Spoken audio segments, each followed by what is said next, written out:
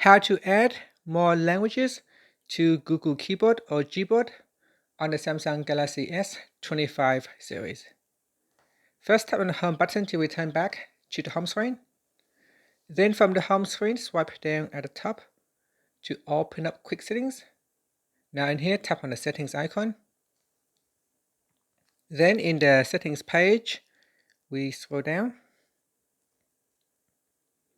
And from here, tap on General Management.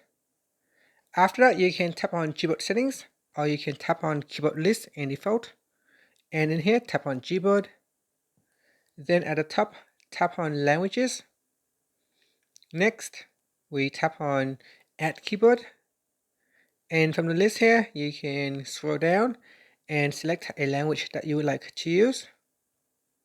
So for example, I can choose this one right here.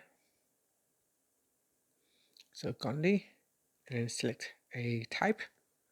So select your keyboard type and then tap on Done.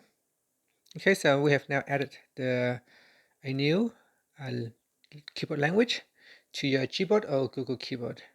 If you change your mind, you can always delete it by swiping across to delete the keyboard language. And that's it. After that, tap on the back key or tap on the home button to go back to the home screen. Now once you have that added, you can open up your keyboard, and in here you can then switch to a different keyboard.